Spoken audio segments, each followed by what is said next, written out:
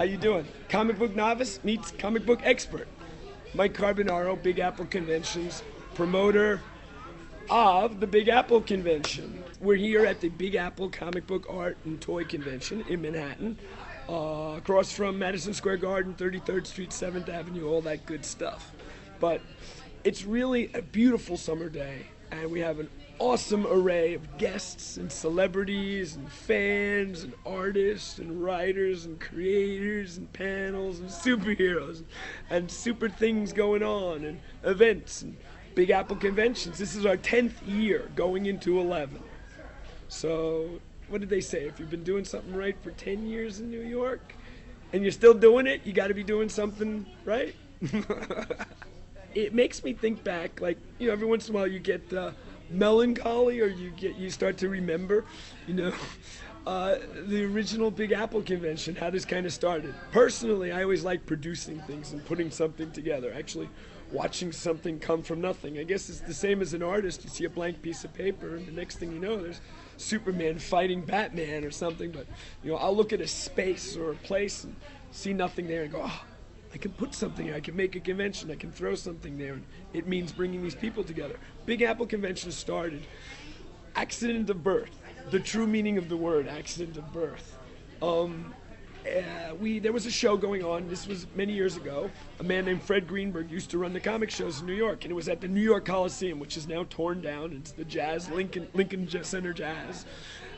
There was a show, and it's 2 days before the show. All these people are coming. Stan Lee's on an airplane, and the dealers are coming from every nook and cranny of the United States, and artists are here, and they were all outside gathered around. It's 12 o'clock on a Wednesday afternoon, sometime in April 1996, and there's a buzz. There's no show. What's going on? People are talking, like, you know, what's happening? So we go up. I go to the promoter, Fred, and I say, what's going on? And he says, now, I don't know what exactly happened, or who didn't approve this or that, or who didn't talk Italian to the right person, or whatever it was, so to speak. But the Big Apple, that convention was not held. So myself and my friend Vincent Zerzolo and another Vinny Guiducci, 3 Italians, so to speak, we all got together and we said we have to do something. So we found this space. Literally, we had ran around the city for hours, and there was nothing available. We found this space. It was this church spire literally sticking out. You can almost see it from where the Coliseum was. It was the St. Paul the Apostle Church. They had this incredible basement. And I walked in, found the person in charge, and I said, is it available? As I remember him saying to me, you were like a whiz. You threw the money on the table, ran out, and said, I'll be back. Something to that effect. But nevertheless, that Saturday, after 3 days of promoting, running around in the snow, on the internet, giving out flyers, we ran a free admission comic book convention. We had no idea what would happen. We had people lined up around the block. We opened the doors, it was whoosh, just like in the comics, W-O-O-S-H, right? Whoosh. It was amazing. The people just flowed through. We became the superheroes of the day, saved the convention, you know, blah, blah, blah, saved the day. Okay, accident of birth, right? We had no idea what was going to happen or how it was going to be. But there it is, Big Apple Conventions was born. And Vinny has been buying and selling comic books with Metropolis, and my other friend Vinny is selling lumber in Home Depot, and I'm still promoting Big Apple Conventions.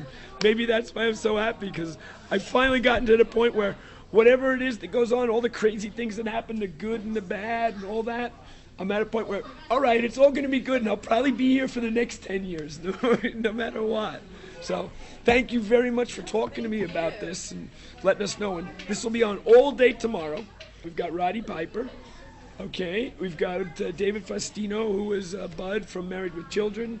Gary Lewis and the Playboys, This Diamond Ring, you know, and those old songs. Actually, he's got a CD upstairs, and there were 12 songs that he sang that were on the charts during the 60s. Pretty amazing. That's actually Jerry Lewis's son, Gary Lewis. We also have another Lewis, no relation, lots of Lewises. That's too many L's, right? Okay. Lots of Lewises in town. Mally Lewis, Shari Lewis's daughter, and she's doing a puppet show at 12 o'clock. Bring the kids, bring the family, roll them in, do whatever you want. Free admission for kids under 12. Just bring them down, they'll love it. Shari Lewis, and so she's Lamb Chop's mother-in-law, daughter, uncle, I don't know, but that's who it is. Comic book world, we've got amazing bunch of talent. Michael Clark, Ernie Chan,